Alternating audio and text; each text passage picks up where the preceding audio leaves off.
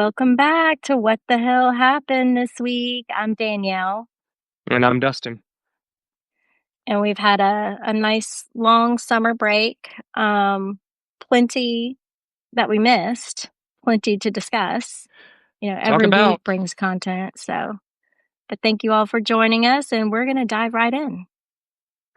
Yeah, I think we've been gone a month or so, and yeah, I mean, world's still burning, you know.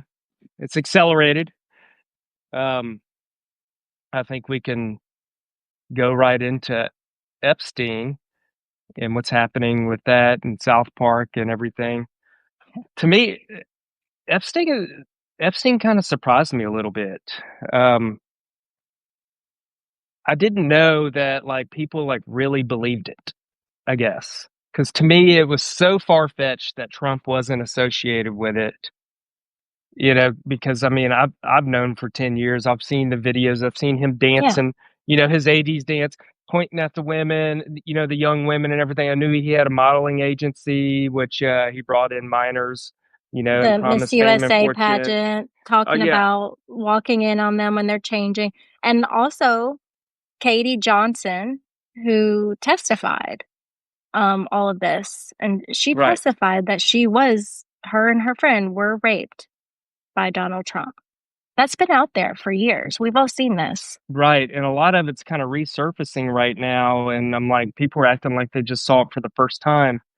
And so whenever I first started hearing that Epstein was kind of hurting Trump's base a little bit, I was a little shocked because to me it was just so obvious. I mean, someone posted yesterday that Trump has more pictures with Epstein than like most people do with the grandma. Like Yeah. literally, he has more pictures with Epstein than I have with anybody else, probably even me and you and even my kids. Mhm. Yeah. So, And they continue to be unsurfaced. right. Yeah, there was some new ones that came out even yesterday. And yeah, then hearing about his more information about his modeling agency, which purposefully targeted underage girls in other countries and promise of like, he wasn't the only billionaire. There was a couple billionaires. One of them, I think, is already dead. But they had like a boys' club where they were just bringing in young women from all around the world that knew nothing about America and having parties. And yes, and doing whatever. So to me, it's just obvious that he was heavily associated with it. And it, better late than never, I guess, people figuring it Yeah. out.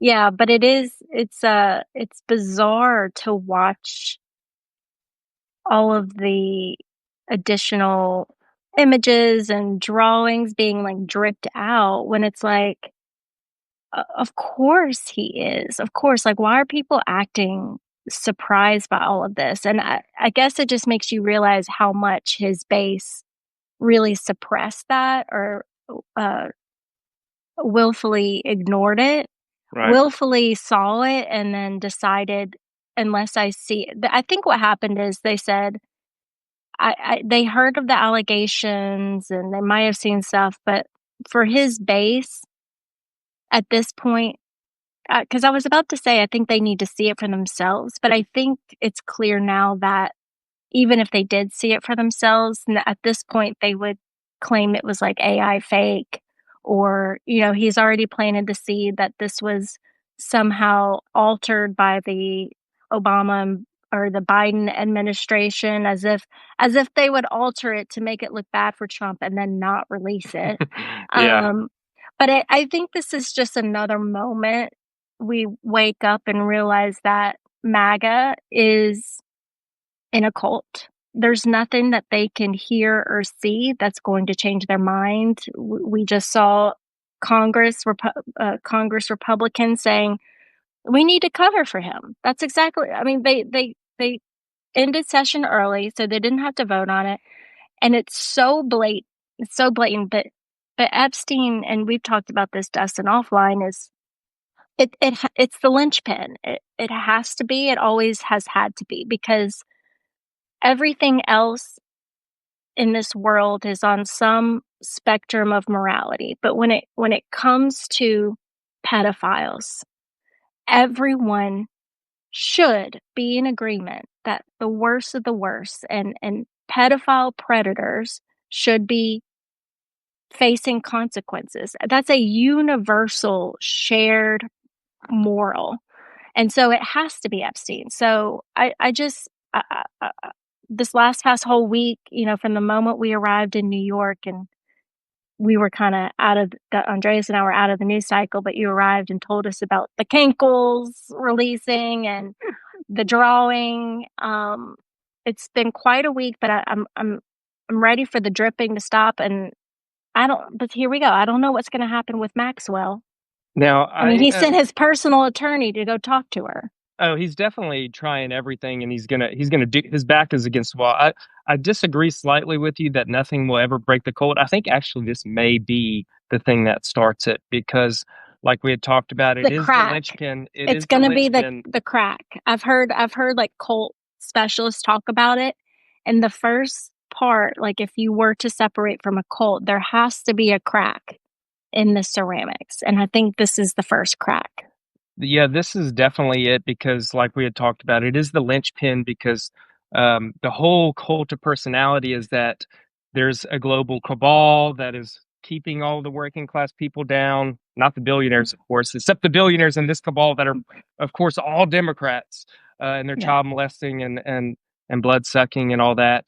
And the fact that they're starting to see that actually it's him at the center of this whatever cabal of pedophilia and even part of the global elite that is actually holding working class people down, which is conservative Republican billionaires that are actually doing it in corporations. I think uh, this unraveling is going to lead to further cracks. And we're seeing right now because it's showing how desperate Trump is because, yes, he's releasing all of his greatest hits, Hillary's emails. Now Obama, like, you The know, greatest hits. yeah. like I mean, people still like Obama. Even a lot of MAGA people like Obama. It's kind of a weird Mm. thing, but I know a lot of MAGA people that like Obama. So that's not working. And then like he's throwing out JFK and now MLK. Like none of that's sticking. And it's you know the podcast bros are changing their tune. Like it's No, turned on their it pretty quick. publicists, the publicists are telling them to change their tune. Well, they're doing it, and that's influential, and that was a key component of him getting elected. Um, and Right. now I think it's people are following it more closely. Now he's going to be very desperate. So yeah, they're his personal lawyer now turned prosecutor or whatever in the government is like going to personally talk to Ghislaine and get to the bottom of it. Yeah, I'm sure. Um, that's not going to work with the MAGA base too, because that was the whole theory of the Epstein suicide that somebody got to them personally and pressured them to do whatever, or killed them themselves, or pressured them to do suicide. I mean, it's kind of the same thing happening. So I think he's feeding into it. I just don't think it's going to work, and I think there's a number of good there's one good blogger. I forgot his name. He talks about persuasion a lot, and um, and Trump is always what's held the cult of Trump together is this persuasion frame of the strict father mentality, yeah, which is it kind of through a lot of conservative people they kind of stick to this frame of the strict father. So we can get into that a lot later. George Lakoff is the one that created that in his book. Don't look at an elephant or something. Great book, but his mentee, who writes a good blog right now, who comments weekly on persuasion, political persuasion, said that this is kind of the crack. Like the betrayal is like the one crack of the strict father mentality, like knowing that you've been betrayed. So I think it's going to continue to grow. And the fact that South Park got on it now, which South Park has criticized them before, they've always criticized Democrats too. They kind of criticize everybody, and a lot of Republicans watch South Park, and the fact they went full court on him and made fun of him this way, I don't know. I think it's going to continue to grow. But what really makes me upset now is like all of the Republican congressmen that are all covering for him. Like Mhm. they knew it was all bullshit, just like we knew. Like we knew that Trump was They probably at the center of it. if Um, they had, if not more information than the yes, general public has. yeah. Well, and they're just smarter too. It shows that they rode his coattails to power. Of course they did. Like like Trump got a lot of people that uh weren't involved in politics, that didn't participate in politics, to get involved and vote for Republicans. So they literally rode to power. And then Louisiana pisses me off the most because we have the Speaker of the House. Okay, we literally have the most power that we've probably ever had in Louisiana since Huey Long. And I just wrote a Substack about this. It's about to be released in the next couple of days about Epstein and our Louisiana congressman. We also have the House Majority Leader and Steve Scalise. We have John Kennedy, Bill Cassidy. Bill Cassidy's been swing votes. So very, very powerful people in our government right now. And they're not using it to help. They're actually using it to take away from Louisiana and now cover for pedophiles. Mhm. That's what we did with our power. That's what the Republican Party has done with our power once they got it in Louisiana. Back in the days, They have no shame. It's just so shameful. like whatever And they happened to bring home the bacon? Like that mhm, was like this motto for the last 100 years. Like in politics, you got to bring home the bacon. You got to bring people something. That's the point of politics. Like mhm. they've gotten away with like taking away from everybody more and more. And I think a lot of it is Well, and why. their base is allowing it. As long as they're loyal to Trump and they're doing Trump's bidding, that makes the people happy. It's a complete top-down brainwashing, and deconstruction of those previous, expectations of bring home the bacon. They're gone. Yeah, and now I think they're in trouble. The economy is hanging on right now. The stock market, of course, is hanging on as well. And something else happened yesterday I wanted to talk about with it And appears that I was gonna say, we knew this could happen, the new highs every week, but, um, the indicators underneath the actual stock market are telling a different story. yeah, there's all kinds of red flags, and of course, stocks again is separate from the economy. Sometimes stocks, they tell you different things than the underlying economic data. But right now, I think what we've seen with stocks, are holding their value for now, um, because I think ahead of tariffs, a lot of companies bought a lot from other countries to get ahead of the tariffs and build up an inventory. So that kind of built up prices a bit. And now with the corporate tax cuts, people are expecting, because that's permanent now, they're going to have even more money on hand, but that's going to run out um, in the short term. And you know how I know it? Because this is not just me. I think Trump knows it, because Trump right now is really scared about the economy, and that shows why he's attacking now. His newest scapegoat is Jerome Powell, the Fed chair. And we just saw yesterday him standing with the Fed chair, and he's trying to kind of, you know, at first the economy being hurt or whatever, it was always Biden and the Democrats, never the tariffs. Um, but he knows that things are topping out and that people are starting to not as trust him as much on the economy. His poll numbers are down on that, so he's changing his scapegoat to Jerome Powell. So he marched Jerome Powell into, like, I guess they're renovating the Federal Reserve buildings in DC or something. He's trying to act like, I guess Jerome Powell was like building it, like decided to build it himself or whatever. Mhm.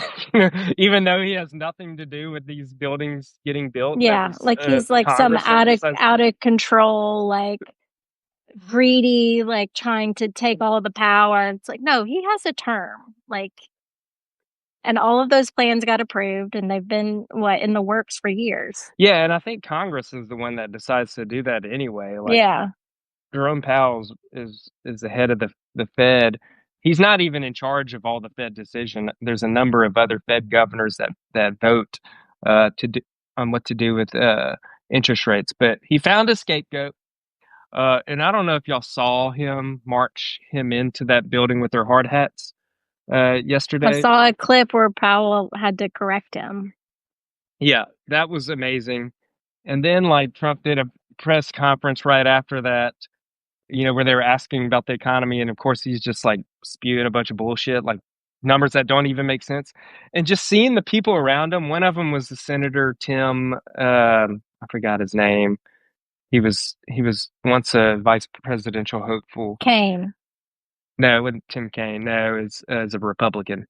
Um, he Oh, was just sitting there like Trump's talking about the economy, and he's just like, yeah, whatever he says, uh-huh. like the way they just like he's a messenger from God about the economy. They no pushback. They gotta kiss his ass at every moment, and they look like fucking fools standing around him doing that. Um, I feel like this is a good time to tell you that last night I finished the movie The Apprentice. Mm. By the way, you guys, if y'all have not seen The Apprentice, or you can rent it on Prime. It's sort of like the genesis of You Donald have to Trump. watch it. It Hmm. it, it shows his story of like a little bit about his upbringing and kind of how he started out in the business world, and once he met Roy Cohn, how that all changed, and he learned these three rules that he obviously still abides by um, to this day. But it's just kind of shows the making of the monster. Hmm. Um, I honestly I wanted more. I feel like that movie could have kept going, but I kept um, going after that. I'll tell you in a second once you finish your thought. yeah, I just it's one of those things like kind of everything that we see with Trump where it's like you're not shocked, you're not surprised. But it definitely it just reveals a little more, especially the three rules that he follows every day. Hmm. Um, that's what we're witnessing every day. Yeah, from was it Roy Cohn? Is it Roy Cohn? Yeah. I sometimes mix up the names. Yeah, I did go in a deep dive after that because I heard a lot about Roy Cohn in the past, and so after I watched that movie, I'm a big documentary buff. I have an LPB, which is PBS pass, where I donate $5-10 a month to them. Um, have access to all their documentaries, and I would recommend going to look at the uh, McCarthy. So if everybody remembers the Red Scare of the 50s, is it Joe McCarthy? I think it's Joe McCarthy, not George, which was a senator back then. Um, and it's even the genesis of Roy Cohn. Okay, so George McCarthy was like a nobody senator. Okay, very wasn't very popular, and in the early 50s, he went and did a speech somewhere in Missouri or something, and he said that, well, there's communists in the government. And he just randomly said that in a speech, and the media like picked it up, and here he was, a nobody senator. Most people didn't realize who he was, and it became a media firestorm about saying that just communists in the government, like they're hidden all over in our government, so it was kind of a conspiracy. And he was completely bullshitting. Like he admitted later, he just made it up. Um, and that set off a media firestorm. And he learned that, hey, I can actually get popular. I can get more power by pushing on this conspiracy theory. So people started asking him more speeches, and he kept saying like, hey, I know him. I have a list. He said, I have a list. Of all the communists in our government, and I'm going to release it soon. So, of course, then there's hearings and everything. It is like a complete, like, nationwide phenomenon for years and years. And Roy Cohn was a very young prosecutor um, at that time and joined his team. He was his right hand man. So Roy Cohn, they basically ruined so many people's lives by calling them all communists, by bringing them to Congress. So many people just like left America, lost their jobs. A lot of a lot of writers and professors and stuff like that were dragged in front of cameras and stuff, embarrassed, um, all of them, and it went on for years. Um, the best part was the ending, though, which always gives me hope of how Trump will get brought down, because George McCarthy. So Roy Cohn learned everything from Joe McCarthy, but Joe McCarthy at the end, he was found out. He was called out. He um, it ended up being because of Roy Cohn. He was gay at the time, and of course they were calling all these people gay, and Roy Cohn was acting like he wasn't gay, but he had a lover that was in the military, and in the Korean War he got drafted, and Roy Cohn tried to pull some strings in the military to make sure he didn't face any combat, and that got out. So the military turned on him in Congress and brought this up, and that ultimately brought them down. And it was so crazy because in those last hearings with the military and him, Joe McCarthy was doubling down. Then he started trying to accuse like these military generals of like being communists. And that led to the famous quote, "Sir, have you no decency? Have you no decency at all?" Which is like a famous quote that a member of Congress said to Joe McCarthy. And he just kind of withered up and just like put his head down. And that was kind of the end of it. That ruined Roy Cohn's We can reputation, Joe only hope. McCarthy's We can reputation. only A hope it few, a, ends in that a disgrace. few years later, Joe McCarthy, he left Congress and he ended up dying from alcoholism because he died in disgrace. Roy Cohn went on. He was very young at that time. He was in disgrace too, but he doubled down in New York and got involved with the mafia. So there's another documentary I recommend called "Where's My Roy Cohn?" You can watch it on Prime, which follows Roy Cohn's career and how I he mean, just doubled down his whole life. yeah. And you can even see in the movie because Roy Cohn shows that any elected official that came to his house, he would record. And then he had Yeah, tapes of everyone. So he would use that to blackmail everyone. And that's how he would win. And you could see like that's because there isn't there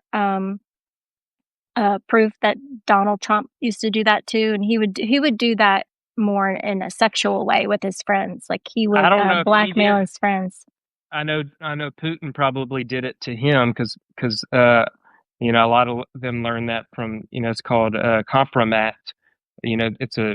It's been a policy in Russia for a very long time to bring people to Russia But and videotape. And the mafia did that in New York as well. I think that's where I Roy read a Cohn got it. story that Trump would do that to his friends. So he would like have these women over to his house and he would invite his friends and say like, you know, come have fun, like nobody will know kind of a thing, made it seem like it was all very private and he would record it and use that against his friends who were married.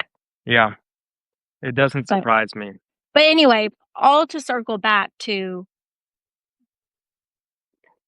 I mean, Yeah, he's just the biggest con man. I mean, the fact that he can say some of the things that he does and people are just smiling and shaking their head, like that's all by design.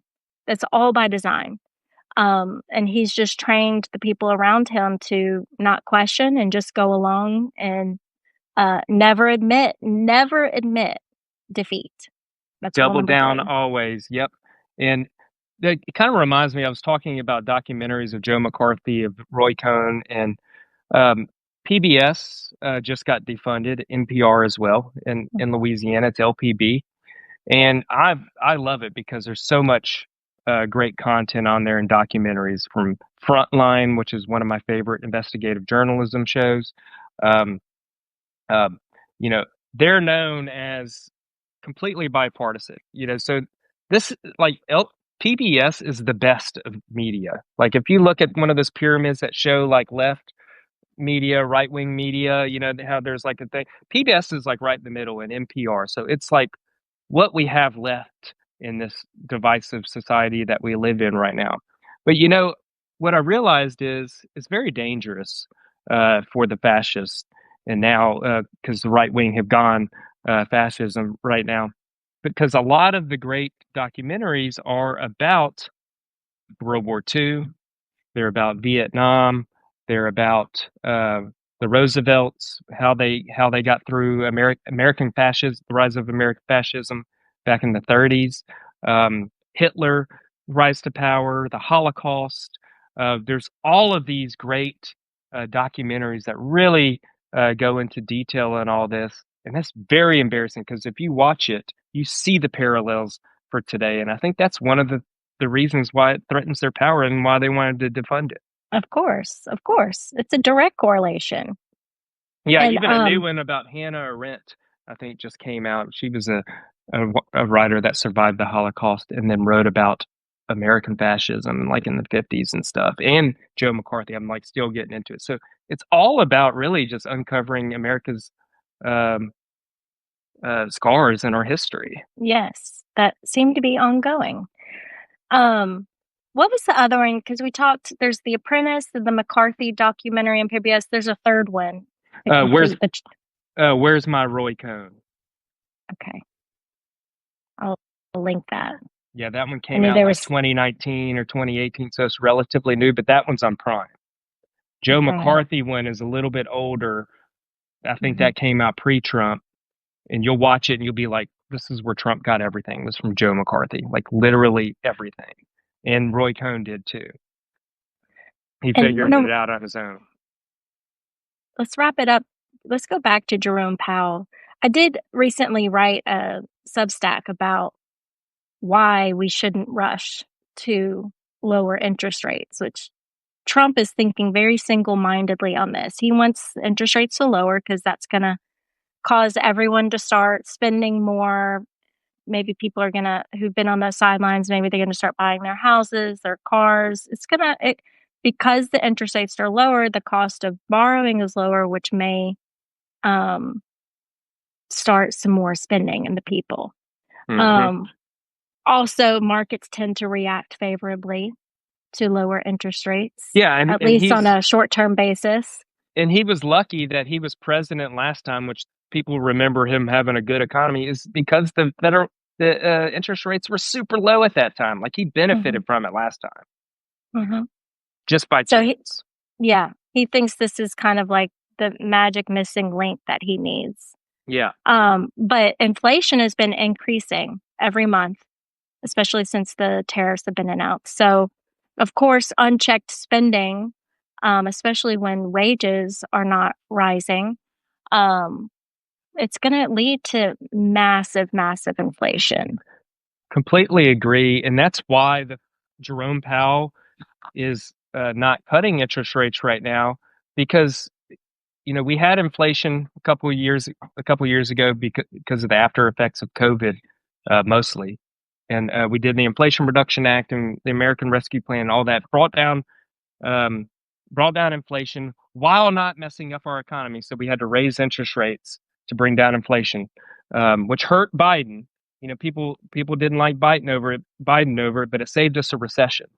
Hmm. Um, and now um, Trump is coming in with these tariffs, which are terrible, and that's automatically raising inflation. Uh, and it's coming in a big way. We're already starting to see it grow. And Jerome Powell said, "Look, I would be cutting interest rates right now if it weren't for the tariffs because that's so inflationary." He Exactly. said that out loud. And of course, you cross Trump publicly. He You can't say anything he negative found about him escape. publicly. Yeah, he'll sue him just like you saw in South Park. Uh-huh. He's like, "I'm going to sue you. I'm going to sue you." Yeah. So his next best thing is to use him as a scapegoat, and no doubt he is going to fire Jerome Powell. Oh It's yeah. coming. He's laying all the groundwork. People are like, the news are like, "Oh, is he going to fire Jerome Powell?" It's so obvious he's going to fire him. It's going to happen very soon. He's going to try to put in a stooge, but then he's going to have to deal with the other Fed governors that have votes, and then that's going to start off another wave of problems. And then we'll probably by that time we'll likely be in a recession or a big drop in the markets, and he's going to blame the Fed, blame everybody else, and when it was his fault all along, which is basically the crux of everything about Trump. I'm gonna save this, make sure we record that exact line of thinking It's so that so when it's all of so this happens, easy. It's because so like, easy to predict what's going to happen with this man. well, and especially like people like you and I can see, you can't, the stock market, it does not tell the entire story. There's lots of things going on um, that affect the economy as a whole. And those of us who see it are very scared for what's coming because it feels like a giant house of cards. Um, and it's something we always have to be thinking about for our clients and for everyone. Yeah, and George asked, "How do we brace ourselves?" We have to be. I know we talk about there could be a recession, but we are financial advisors. You have to just prepare for it. I think, raising a little bit of cash to where if there is a recession, you'll have some dry powder on hand and you're able to buy lower. I think that's something. Diversifying a little bit more. I think right now with the dollar being diminished, um, and Trump undermining rule of law in America and creating a lot of uncertainty. Adding a little bit of gold to your portfolio is likely a good thing. Some bonds, because right now interest rates are relatively high, so that means bonds are playing pretty well, and will hold their value a little bit. So I think just in longer term accounts, retirement accounts, you don't want to just completely get out of the stock market because again, it could continue to grow. We don't know what's going to happen. He may force the Fed to cut rates, which could fire up the stock market temporarily. Um, so I think you just have to talk to your advisor, um, make some changes. But I think in a lot of people's like near term, just make sure you have emergency savings as Yeah. well. Make sure that A little more cash than you typically have for emergency savings. yeah, have a good high Especially yield if you, savings account. especially if you can afford to have a little more, maybe cover the maximum amount of your emergency savings, which is usually 6 months of your living expenses, but maybe a little more for some dry powder when and if things do tank that you can throw in. And I think, like you said, the name of the game is just diversifying a little more, um, making sure you're exposed to like global equities, not just US, putting in the gold and other Precious metal. precious metals that are uncorrelated to your traditional stocks and bonds, and just kind of Hmm. taking a good look at your portfolio and making sure you're got to kind of have a chip on every piece of the square in the roulette game. Yeah, and you know, if a recession happens, and I tell people this too, you got to be careful because your job could be at risk. You may think you have a safe job right now. I mean, look at all the people that were fired in the federal government when we even needed them. You know what I mean? So what happens in recessions is a lot of corporations have been playing around with AI, and I think sometimes when a recession happens, they use that as an excuse to like lay off a bunch of people, that they probably want to get rid of now because AI has uh, taken a lot of the things that they could do. So prepare that could happen. So that's why it's important to have that emergency fund. Start building it up. All right. Well, I'm sure we could go on and on, but I think that's good for today. Um, Anything else you want to end with, Dustin? No, I think it's the world seems like it's on fire all the time. Yes, we are. There's a lot of red flags in our economy, but we can get through this. To me, I feel like every day there's like we're going backwards on so many issues, whether it's climate change, human rights, equality, everything is going backwards. But this is the great pushback, you know, not necessarily optimistic on anything in the short term, but we always get through it. We will get through it. We get through it together. And usually after times like this, we have a big reset. And sometimes we need this to be able to kind of have the political um, capital built up from the disaster of Trump that we'll have to, and we can do a lot of the things and big changes we need in America. I really think that that's on the horizon for us once we get through this. I think your hope is giving me more hope than my own hope. So it's good to hear it. Good to hear it from somewhere because, man, it's hard to see the light at the end of this tunnel, but Yeah. we keep pushing on. And our summer break is over, so we'll be seeing y'all every Friday, usually mid morning to around lunchtime. So I'll send out the email with all the links to everything especially those movies and documentaries we discussed. And y'all have a great weekend, and we'll see you next week. Bye, y'all. Bye.